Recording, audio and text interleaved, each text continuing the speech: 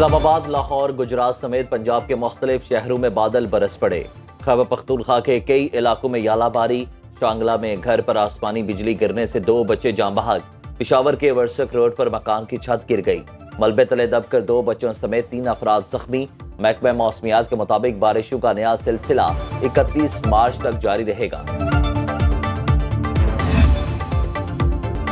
امریکی صدر Joe Biden کا وزیراعظم شہباز شریف کے نام خط، نئی حکومت کے لیے نیک خواہشات کا اظہار۔ خط میں لکھا، درپیش چیلنجز کا مقابلہ کرنے کے لیے امریکہ پاکستان کا بھرپور ساتھ دے گا۔ صحت، تعلیم اور معیشت کی بہتری مشترکہ ویژن ہے۔ دونوں ملکوں کی عوام کے درمیان استوار قریبی رشتے کو مزید مضبوط بنایا جائے گا۔ پاکستان سے مل کر انسانی حقوق کے تحفظ کے لیے بھی پرعزم ہے۔ طویل عرصے بعد کسی امریکی صدر کا پاکستانی وزیراعظم کے نام خط 2 طرفہ تعلقات میں بہتری کی جانب اشارہ ہے۔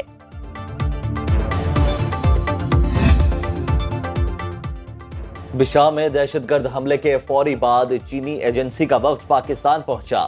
چینی وزارت خارجہ کی ہفتہ وار بریفنگ، کہا وفد 28 مارچ کو پاکستان پہنچا اور ایمرجنسی رسپانس شروع کر دیا۔ ترجمان کے مطابق پاکستان چینی منصوبوں اور اداروں کی حفاظت کے لیے ہر ممکن اقدامات کر رہا ہے۔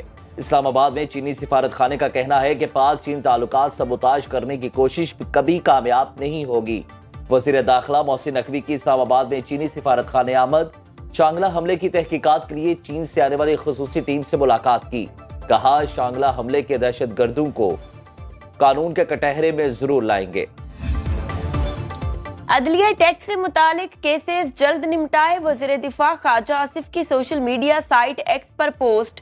لکھا، سپریم کورٹ میں 102 ارب، ہائی کورٹس میں 742 ارب اور ٹریبونلز میں 1700 ارب کے محصولات کے کیسز زیر سماعت ہیں۔ سب ملی بھگت سے ہوتا ہے، یہ 2544 ارب ہمارے بہت سے دکھ درد دور کر سکتے ہیں۔ جو انڈسٹری نے کرنا ہے، انہوں نے اپنی پروڈکٹیوٹی بڑھانی ہے۔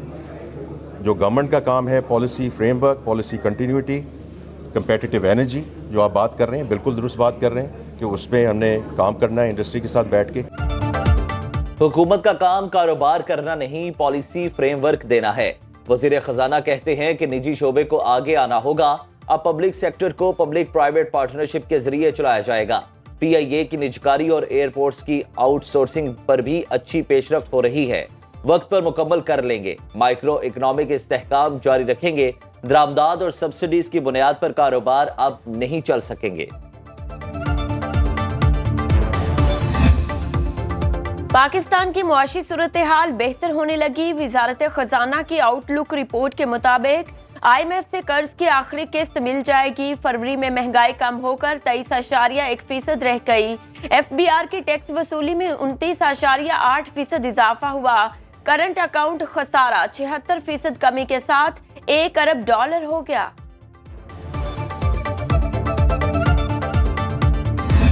مولانا فضل الرحمان بالکل جو بات کر رہے ہیں وہ الیکشنز کو، اور یہ جو فارم 45 ہم فارم 45 47 لے کے چل رہے ہیں، وہ تو بالکل بیسک کی بات کر رہے ہیں۔ اگر لا اینڈ آرڈر کو ڈیٹیریشن نہیں کرے گی تو پروٹیسٹ سب کا حق ہے۔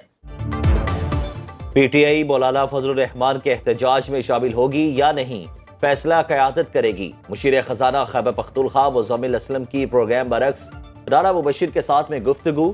زرتاج گل نے کہا کہ بانی پی ٹی آئی کے لیے جو جدوجہد ہونی چاہیے وہ دکھائی نہیں دیتی۔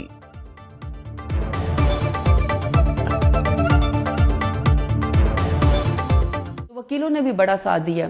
اب جب یہ لوگ آئے ہیں، ان کو اب ڈسپلن کی پابندی کرنی چاہیے۔ ان کو اب خان صاحب کا جو ویژن ہے یا خان صاحب کے لیے جدوجہد ہے، مجھے لگ رہا ہے کہ مجھے اب اس طرح وہ نظر نہیں آ رہے جو ہم سے ورکرز ایکسپیکٹ کرتے ہیں۔ قائد نون لیگ نواز شریف کی نجی اسپتال آمد، 3 سالہ عنایہ فاروق کی عیادت۔ بچی کے دل میں پیدائشی سوراخ تھا، والدین میں علاج کی سکت نہ تھی۔ نواز شریف نے آپریشن کا خرچ جیب سے ادا کیا۔ کامیاب آپریشن پر بچی کو دیکھنے اسپتال پہنچے، والدین کو مبارکباد دی۔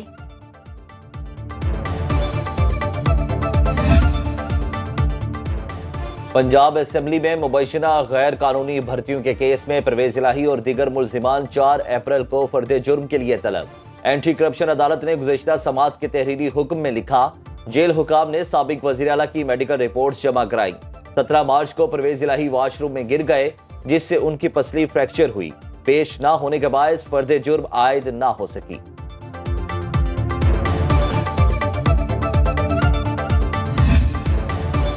چودھری پرویز الہی کو اڈیالہ جیل منتقل کر دیا گیا. سابق وزیر اعلیٰ 2 روزہ اسلام آباد کے پیمز اسپتال میں زیر علاج رہے.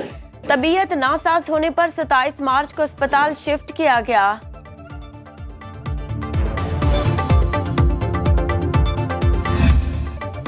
آصفہ بھٹو بلا مقابلہ رکن قومی اسمبلی منتخب. الیکشن کمیشن نے نواب شاہ کے حلقہ NA 207 سے کامیابی کا نوٹیفیکیشن جاری کر دیا.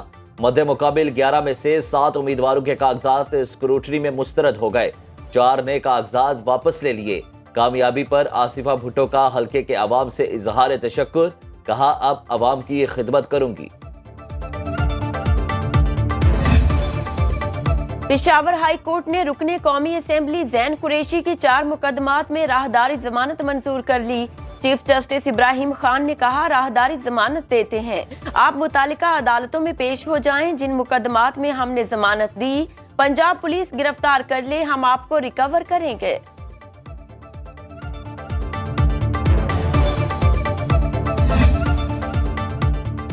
وفاقی بجٹ 2023-24 میں مرکزی رویت ہلال کمیٹی کا بجٹ 65 لاکھ روپے مختص.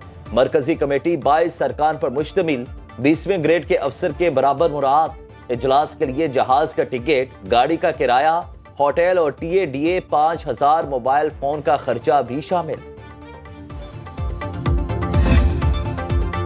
لاہور ہائی کورٹ کا واسا کی اجازت کے بغیر لگائے گئے ٹیوب ویلز سیل کرنے کا حکم.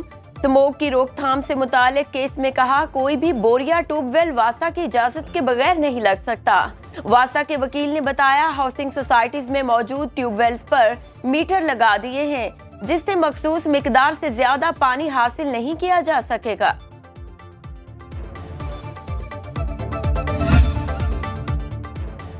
عالمی مارکیٹ میں سونے کی قیمت تاریخ کی بلند ترین سطح پر.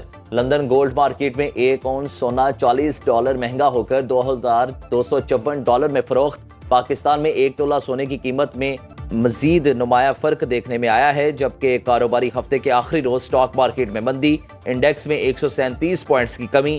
کرنسی مارکیٹ میں روپیہ مزید تگڑا. انٹر بینک میں ڈالر 8 پیسے سستا ہو کر $278 کے نفسیاتی بیریئر سے نیچے گر گیا. اوپن مارکیٹ میں ڈالر کی قیمت میں 14 پیسے کمی.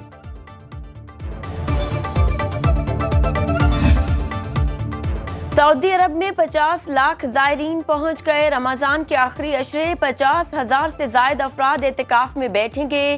دیگر مساجد میں بھی زائرین کی تعداد بڑھنے کے پیش نظر افرادی اور تکنیکی سہولیات بڑھا دی گئیں.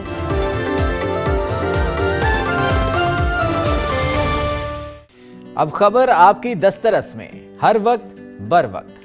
ابھی سنو نیوز کے YouTube چینل کو سبسکرائب کیجئے، بیل آئیکن پر کلک کیجئے اور باخبر رہیے ملکی اور بین الاقوامی حالات سے یقین کے ساتھ.